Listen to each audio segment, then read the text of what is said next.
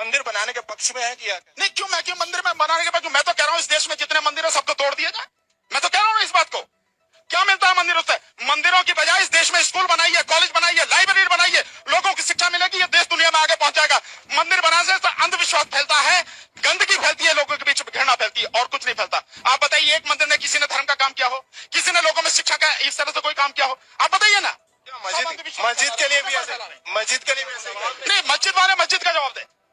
नहीं, मस्जिद के लिए भी ऐसा ही कहेंगे कि कौन? वो भी नहीं रहना चाहिए। मस्जिद में क्या होता है? मस्जिद में केवल वो जाके अल्लाह की इबादत करते, नमाज पढ़ते हैं, वो और कुछ नहीं करते। मंदिर में मस्जिद में जाके और कुछ नहीं करते। वो भी नहीं रहना चाहिए। कहाँ नहीं है? उनकी इबादत की जगह है, संविधान ने उनको अधिकार दिया है, वो रहना चाहिए।